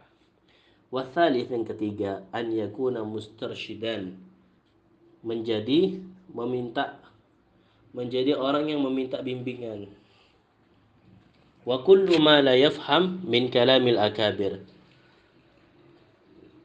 dan dari setiap apa yang dia tidak fahami dari perkataan ulama-ulama besar akabir, yahmilu ala qusuri fahmihi, ini menunjukkan pendeknya pemahaman mereka. Wa kana su'aluhu lil istifada, dan pertanyaannya itu untuk mengambil faedah. Lakin yakunu balidan la yudrikul haqa'iq, akan tetapi itu semua menjadikan mereka sebagai balidan, landasan untuk menentang la yudriku al haqa'iq, terhadap sesuatu yang tidak mereka ketahui. Nah, orang seperti ini juga dijauhi, bahwasanya dia seolah-olah meminta bimbingan, akan tetapi mereka tidak memahami kalam-kalam ulama besar. Mereka tidak bisa memahami perkataan orang-orang yang pintar. Maka ketika mereka tidak paham, mereka membuat statement sendiri. Mereka membuat penafsiran sendiri, bukannya malah bertanya lagi, tapi malah mereka menjadikan itu sebagai dalil untuk bisa berdebat. Nah, itu tidak boleh. Fala yanbaghi al-ishtighalu bijawabihi aidan, maka enggak perlu kita bersibuk untuk menjawab pertanyaan seperti itu. Pertanyaannya itu apa? Pertanyaan yang mengundang permusuhan, pertanyaan yang mengundang untuk ngetes diri kita saja. Kita harus melihat dulu, oh dia bertanya ini untuk apa? Untuk istifadah, mengambil manfaat, atau malah untuk mengetes kita, atau malah untuk menentang kita. Kita harus melihat dulu jika ada yang bertanya kepada kita. Jika itu untuk ngetes, jika itu untuk menentang kita, maka tinggalkan, nggak perlu dijawab. Fala, kemudian kama qala Nabi sallallahu alaihi wasallam, Nabi sallallahu alaihi wasallam mengatakan, nahnu ma'asyiral anbiya, kami semua dari golongan semua manusia, semua nabi, maksudnya Rasulullah mengatakan kami semua ini nabi, kami nabi ini umirna, kami diperintahkan an nukalliman nas, untuk berbicara kepada manusia ala qadri uqulihim, sesuai dengan akal mereka. Nah, jadi jika akal mereka nggak sampai, maka udah nggak usah disampaikan. Dalam artian berkatalah sesuai dengan akal mereka. Nah, maka jika kita memberikan nasihat kepada seseorang, maka sesuaikan dengan akal mereka. Dan juga jika seseorang yang belum mampu menangkap perkataan orang-orang besar, maka mintalah penjelasan lagi, bukan malah berargumen sendiri, merasa benar sendiri. Itu naudzubillah min dzalika. Kemudian wa ammal maradul ladzi yaqbalul ilaj. Adapun penyakit yang dapat menerima obat penyembuhan, wa huwa an yakuna mustarsyidan aqilana. Itu seperti seseorang yang meminta bimbingan yang akil, yang pintar. Dia bodoh tapi dia meminta bimbingan dengan cara yang cerdas. Orangnya berakal, fi fahman, dan juga dia selain berakal dia juga orang yang faham. La yakunu maghlubal hasad, dia tidak dikalahkan oleh rasa hasad wal ghadab, dan rasa membenci dan rasa marah kepada seseorang. Wa hubbi syahwa, dan juga cinta terhadap syahwat. Wal jah, cinta terhadap jabatan. Wal mal, cinta terhadap harta. Wa yakun talibat tariqil mustaqim. Nah, dia seperti seseorang pelajar yang berjalan di jalan yang benar. Walam yakun su'aluhu wa i'tiraduhu, dan pertanyaan dia dan sangkalan dia, sanggahan dia tidak menjadi an hasad, tidak menjadi hasad. Wa ta'annu, tidak juga menjadi pujian-pujian. Wa imtihan, dan juga bukan menjadi uji coba atau ngetes. Nah, jadi ada orang yang sakit, dia bodoh, cuman dia akil, bodoh dia itu dia sadar kalau dia bodoh. Dan dia juga fahiman, dia juga paham bahwasanya dia bodoh. Nah, penyakit yang seperti ini bisa disembuhkan. Kenapa? Karena dia tidak terkalahkan dengan rasa hasad, rasa benci. Dia tidak mencintai syahwat, tidak mencintai jabatan, tidak mencintai harta. Nah, maka dia selagi dia masih belajar, dia belajar dalam jalan yang benar. Dan soal-soal dan pertanyaan-pertanyaan dia, sanggahan-sanggahan dia ini tuh bukan untuk hasad, tapi memang untuk belajar. Sanggahan dia itu bukan untuk memuji, sanggahan dia itu bukan untuk mengetes, pertanyaan dia itu bukan untuk mengetes, menguji muallim, tapi untuk belajar. Nah, maka penyakit yang seperti ini bisa diobati. Wahada yaqbalul ilaj, dan ini dapat menerima penyembuhan obat. Fayajuzu an tashtaghila bijawabi su'ali, maka boleh engkau menyibukkan diri untuk menjawab pertanyaan seperti ini. Jadi orang yang suka bertanya tapi untuk pengetahuan, maka boleh kita ladenin. Justru malahan harus, bal yajibu alaika ijabatuhu, bahkan harus engkau untuk menjawabnya. Yajibu, wajib, alaika, untukmu, ijabatuhu, menjawabnya. Jadi jika ada yang bertanya tentang suatu permasalahan dan dia emang murni untuk mengetahui, maka boleh kita menjawabnya. Bahkan kalau itu penting, wajib kita untuk menjawabnya. Wathani mimma tada'u, dan yang kedua dari hal yang harus engkau tinggalkan, kalau tadi kan orang bodoh tadi, yang kedua apa? Huwa an tahdzar wa tahtariza min an takuna wa'idhan aw mudzakiran li anna afatuhu katsiratun illa an ta'mala bima taqulu awalan thumma ta'idha bihi an-nasa. Nah, di sini bahwasanya huwa an tahdzara, engkau harus meninggalkan, tahzar, mengingatin, wa tahzara, dan engkau harus menjaga diri engkau, min antakuna wa'idhan, engkau harus menjaga diri engkau menjadi wa'idhan, seorang penasehat, au mudzakiran, seorang pengingat. Lianna afatuhu katsira. Kenapa? Karena bencana orang yang memberi nasihat, bencana orang yang memberikan peringatan itu banyak. Siapa wa'idhan mudzakiran ini? Ulama atau ustadz. Jadi kita harus menjaga diri kita ketika sudah menjadi ulama, alim, kita sudah menjadi ustadz, maka harus berhati-hati dalam menasihatin. Harus berhati-hati dalam memberikan peringatan. Kenapa? Karena ustadz dan ulama itu bencana bagi mereka itu banyak. Salah sedikit mereka akan kena tahzir. Salah sedikit mereka akan kena cacian, benci. illa an ta'mala bima taqulu awalan. Nah, di sini kecuali engkau sudah mengamalkan apa yang kau katakan sebelumnya. Nah, jadi gitu. Salah satu bencana seorang dai, seorang pendakwah itu ketika dia tidak mengerjakan apa yang dia katakan.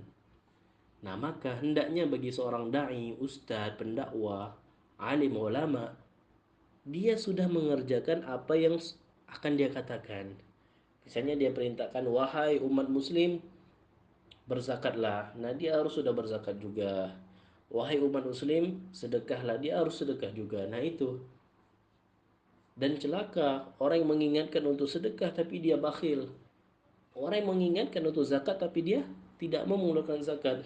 Padahal sudah wajib untuk zakat. Dan celaka juga orang yang menyuruh puasa Ramadan tapi dia tidak berpuasa. Nauzubillah min dzalika. Nah, kemudian thumma ta'idha bihin nas. Kemudian setelah engkau beramal dengan apa yang kau katakan, baru boleh engkau menasihati manusia. Fatafakkar dan pikirkanlah fima qila terhadap apa yang dikatakan li Isa alaihissalam terhadap Nabi Isa alaihissalam, ya benar Maryam, wahai Isa, wahai anak Maryam. Aiz nafsak, nasihatilah dulu dirimu, dakwahilah dulu dirimu. Jadi berilah nasihat wejangan-wejangan terhadap dirimu dulu. Nasihati dirimu.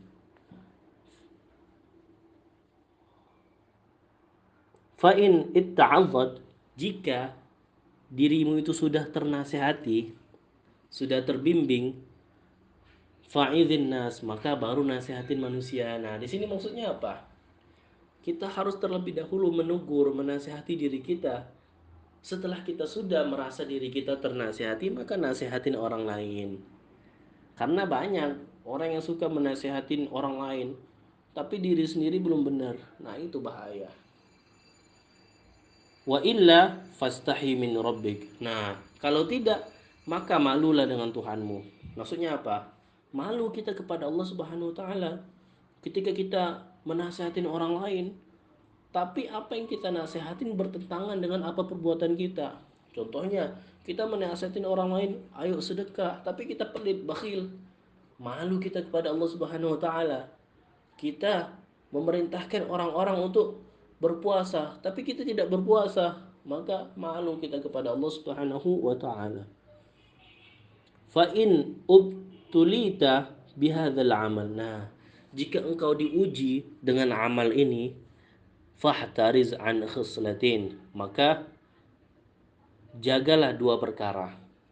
Jagalah dua perkara ini. Jadi, jika engkau sudah menjadi dai, menjadi pendakwah, maka jagalah dengan dua perkara ini. Apa?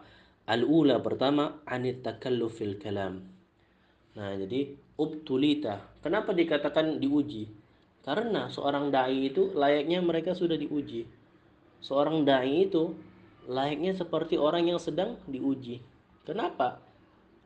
Dai, pendakwah itu banyak sekali ujiannya. Mulai dari gerak-geri, apa yang diucapkan itu ujian bagi mereka. Sehingga kalau salah sedikit pun itu akan menjadi pertanggungjawabkan. Nah, makanya susah menjadi ustadz, susah menjadi dai, susah menjadi ulama, susah menjadi pendakwah. Nah, di situ ketika engkau sudah menjadi dai, pendakwah, ustadz, ulama, maka jagalah dua perkara ini. Apa? Al-ula yang pertama, anit takallufi fil kalam. Takalluf, berlebihan anil kalam fil kalam, dalam berbicara. Jadi jangan engkau berlebihan dalam berbicara. Sampaikan kalau ini ya ini, jangan terlalu berlebihan. Banyak mujamalanya, banyak katanya.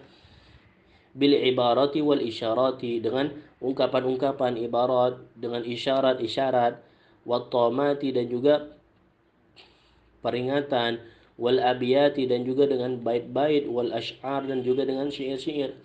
Maksudnya apa? Jangan engkau terlalu berlebihan ketika menyampaikan sesuatu. Entah berlebihan dalam ibarat berbicara, atau berlebihan dalam memberikan isyarat, atau berlebihan dalam memberikan peringatan, atau berlebihan dalam menyampaikan bait-bait syair, atau berlebihan dalam menyampaikan syair-syair.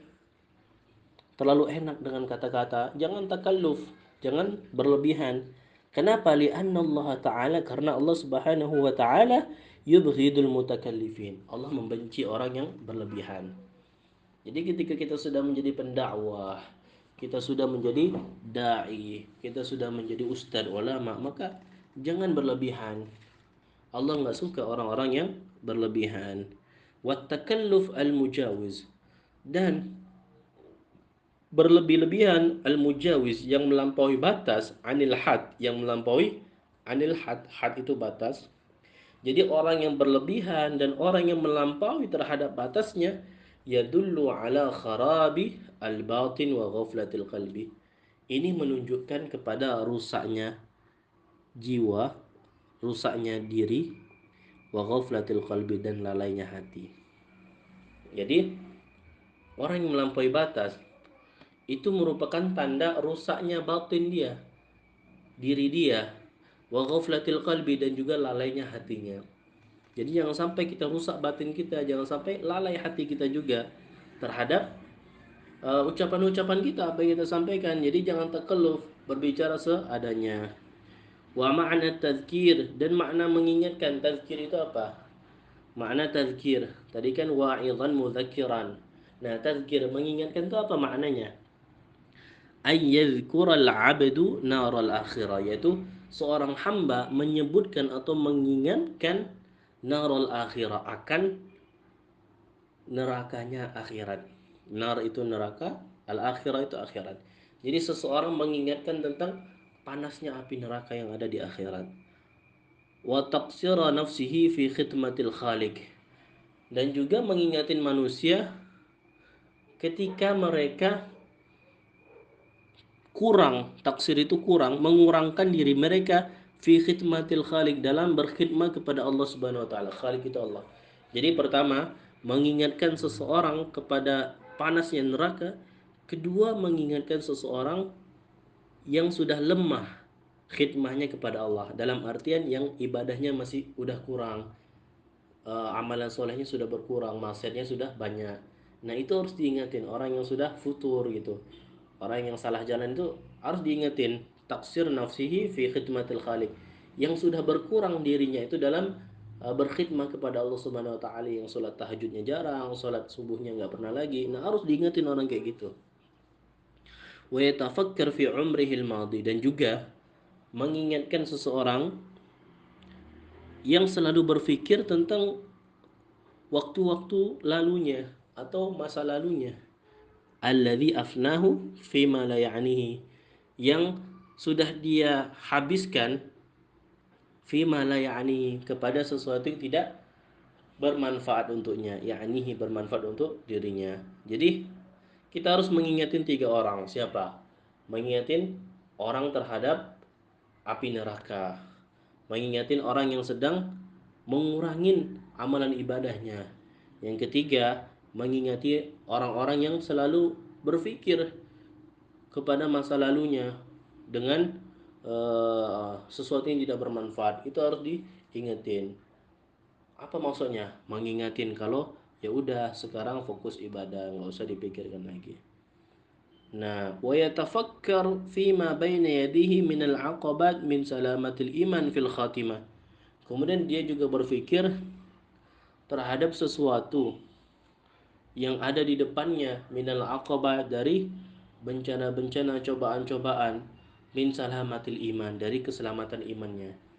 Jadi ada orang yang selalu memikirkan tentang keselamatan imannya. Kita harus mengingatin fil khatimah, pada khatimah. Itu khatimah ini ketika waktu meninggal atau waktu akhir nanti, waktu penutup umur. Jadi ada juga seseorang yang selalu berpikiran tentang apa yang akan dia timpa, apa yang akan dia dapatin,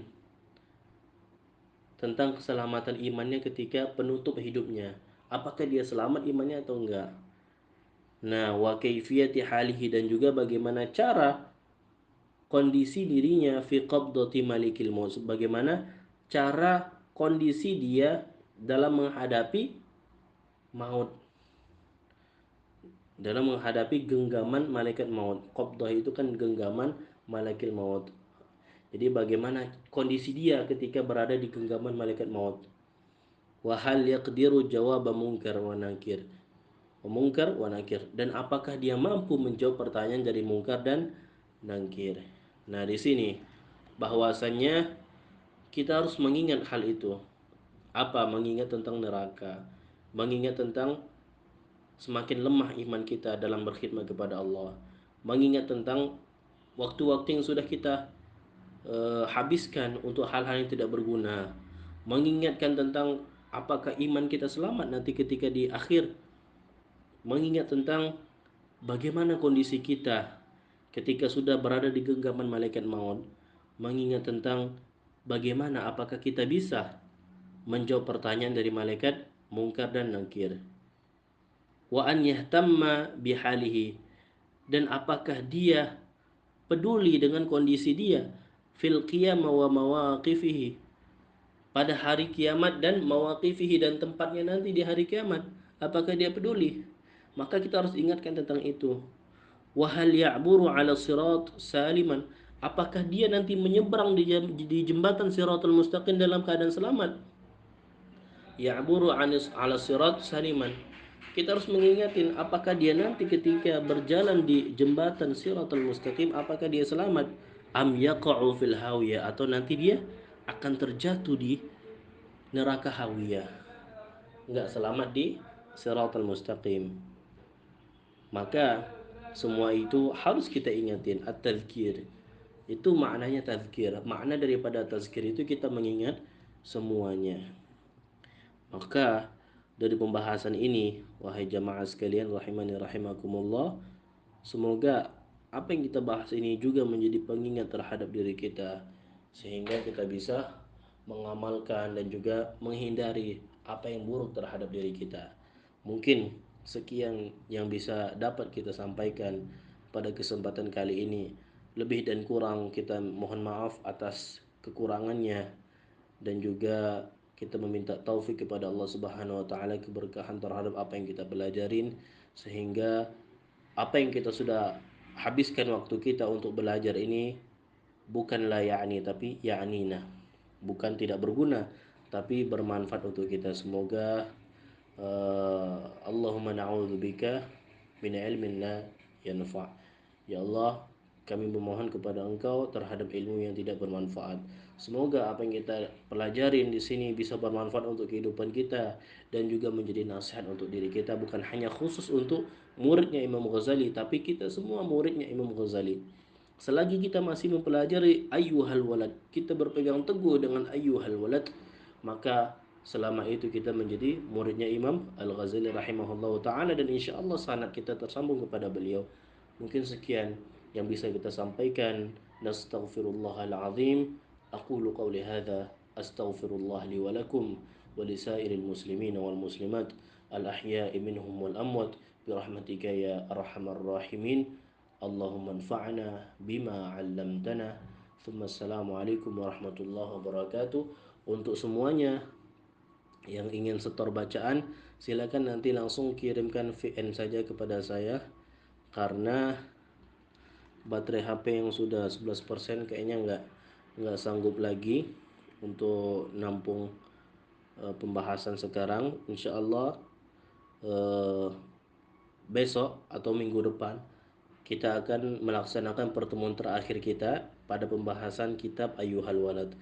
Jadi diusahakan untuk teman-teman semuanya, tulabul ilm yang masih ingin mengkhatamkan kitab, silakan untuk menyisihkan waktunya minggu depan pada hari Minggu, mengatur kembali tanzim schedule-nya, diatur sekali manajemen waktunya untuk hari Minggu pada jam 8 malam atau 20.00 waktu Indonesia bagian Barat pada minggu depan. Insya Allah kita akan mengkhatamkan kitab Ayyuhal Walad yang tersisa sekitar 10 halaman lagi. Insya Allah akan khatam pada pertemuan minggu depan, sekaligus juga memberikan sanad ijazah dari kitab Ayyuhal Walad ini kepada peserta yang sudah menyetorkan bacaannya dari awal sampai akhir, yang sudah menyimak dan sudah memahami. kita akan memberikan amanah ijazah sanad sampai kepada Al-Imam Al-Ghazali, pengarang daripada kitab Ayyuhal Walad ini. Semoga apa yang kita pelajari mendapati keberkahan dan juga fadilah dari keutamaan beliau Al-Imam Al-Ghazali rahimahullah taala anhu. Baik, terima kasih atas kehadirannya semua. Semoga kita berada dalam keadaan sehat walafiat dan juga senantiasa semangat dalam menuntut ilmu dan diberikan kekuatan dari rasa malas dan diberikan kemudahan dalam memahami dan dibukakan pintu pengetahuannya terhadap semua cabang ilmu. Karena itulah tujuan kita belajar, agar memahami sehingga dengan itu dapat menolak kita dari perbuatan buruk. Dengan ilmu tadi bertambah keimanan kita dan juga berkurang hasrat kita untuk maksiat kepada Allah Subhanahu wa taala. Mungkin sekian yang bisa kita sampaikan. Lebih dan kurang kita pamit. InsyaAllah pada pertemuan selanjutnya